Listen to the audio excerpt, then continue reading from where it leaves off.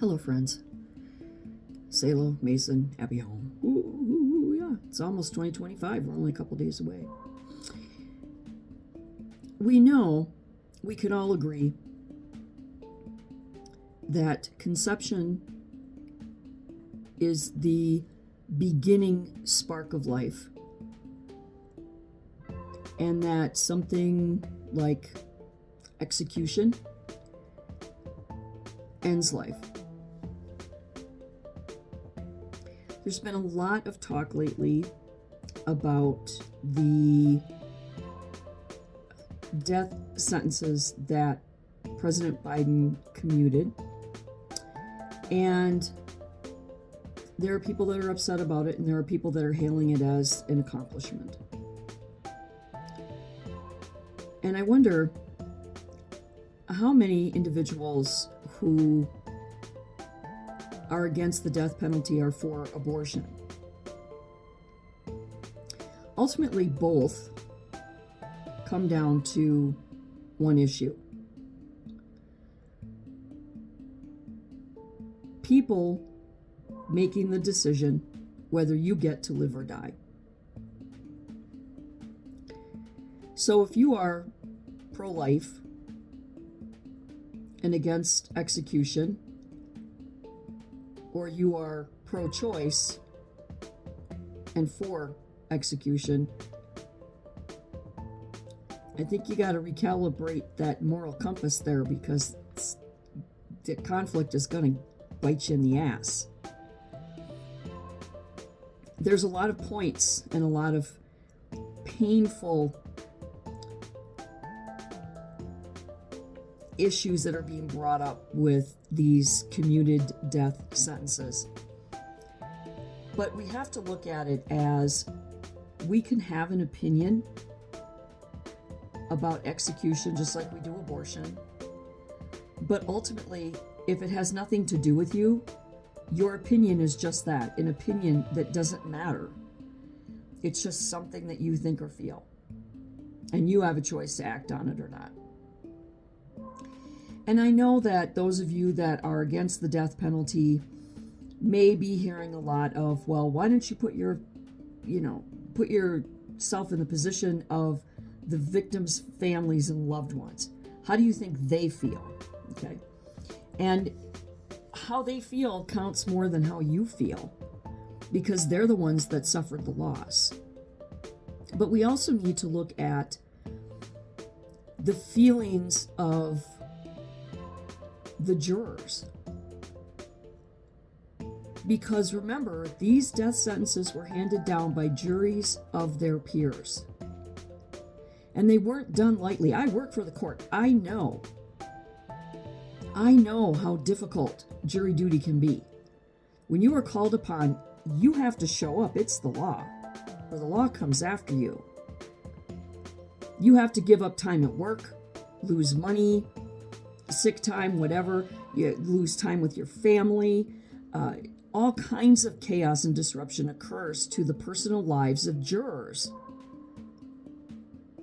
But they are the ones that are in that courtroom day in and day out for days and weeks at a time, listening to the horrific evidence, reliving every step and every moment of that victim's last breaths. And they're the ones that had to come down to making that decision. And they didn't do it lightly. And they probably will have to live with that for the rest of their lives.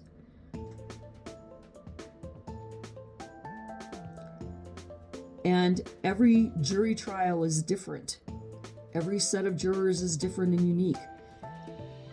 There's no, general set standard. And 27 states in the United States have the death penalty on the books.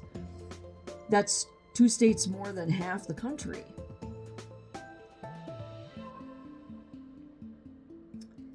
I am for the death penalty because I believe that if you take multiple lives, if you viciously assault, abduct, torture children, elderly, many, many people, just cause you're a psycho sicko or you're an asshole, then yeah, an eye for an eye. I believe that if the death penalty is available and it has been handed down as your sentence, that you should face it. With the death penalty in place, people might be less likely to commit crime if they know that that crime could cost them their own lives.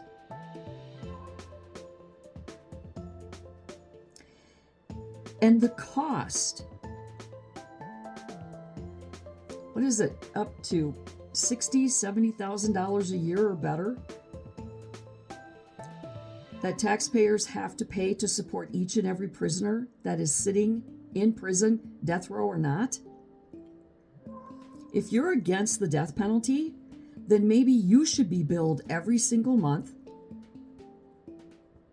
for the care of those inmates that are now going to spend decades of their lives being fed, clothed, housed, protected, full medical care, eyes, teeth, medical, the whole thing, entertainment, free education. Some of these guys get degrees while they're there for free. We don't get that. All we do is incentivize crime.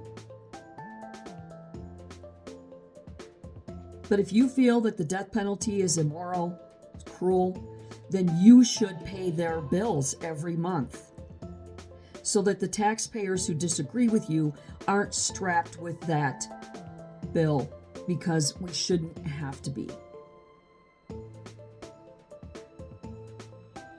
And the death penalty, like any criminal sentence at all, it all comes down to how we handle crime in our nation.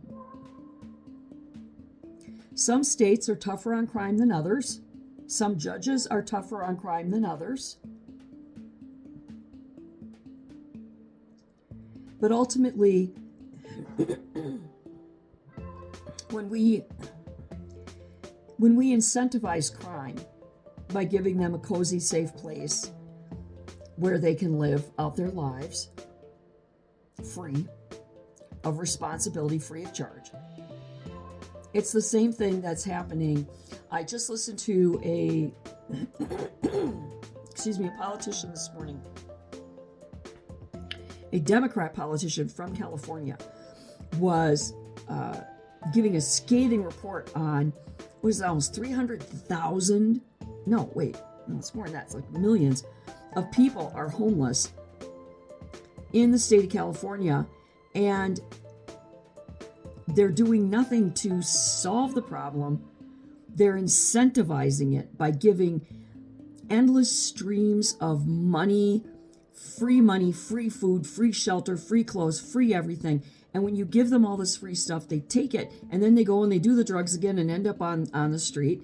And this Democratic senator believes that the state of California is incentivizing and encouraging homelessness. And he's absolutely right. It's the same thing, excuse me, with the death penalties in death penalty states. Oh, frogs in my throat and pigs squealing in the background. I live on a farm. Because they, it does. When they know that they can go to prison and they don't have to struggle with finding a job like the rest of us, or maintaining that job, or paying rent, or paying their bills, and being a law-abiding citizen, sometimes it's just easier to go and get everything for free in prison. So we have to look at that as well. I mean, I'm not saying cruel, inhumane treatment, living in squalor and dark and all that. No, I'm not talking about that. But I'm talking about the taxpayers having to pay for this crap. And now we're going to add even more prisoners to that list because they've been commuted from death to life. No. If you are against the death penalty, you need to look at your moral compass. You need to compare it to how you feel about abortion, or leaving the elderly to rot in nursing homes, or walking by the homeless and ignoring them. You need to look at who's carrying the burden of your opinion. You need to put yourself in the position of not just the victims' families and loved ones, but the jurors who had to make that decision.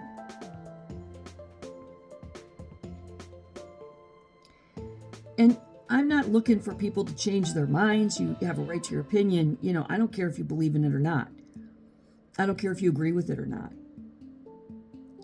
But when you protest against the death penalty, when you incentivize prison, you're part of the problem, not the solution. And you're spitting in the face of not just justice, but those jurors who had to make that decision.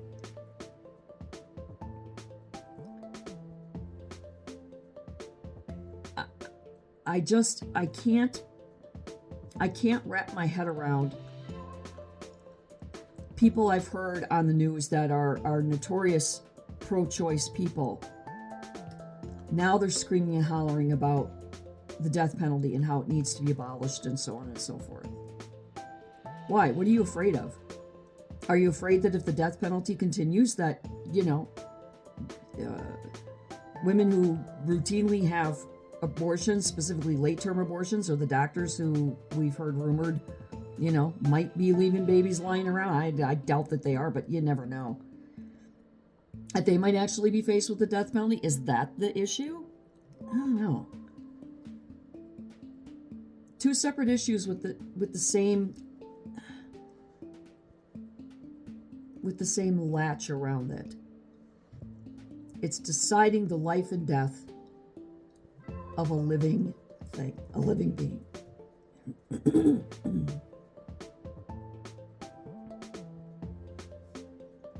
It just frustrates me, the hypocrisy of so many people. Stop being a hypocrite. Stop encouraging and incentivizing crime, death, destruction, loss. Just stop it. Step down off of your high horse for a while and look at other people's perspectives. Because you might find that there's some common sense there. There's a reason why we have the death penalty.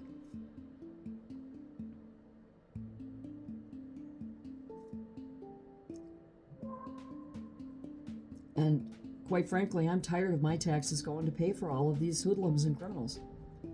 I'm sorry, but I have to be law-abiding. I have to go to work every day. I have to obey the law. I have to pay my taxes. Why do you get off so easy?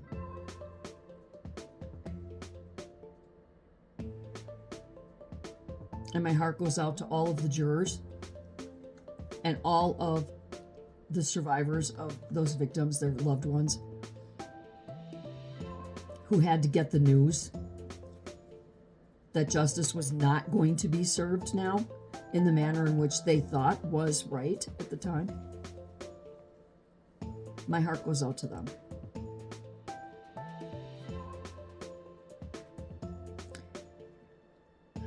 So there. And until next time, do good, be good, and don't end up in jail.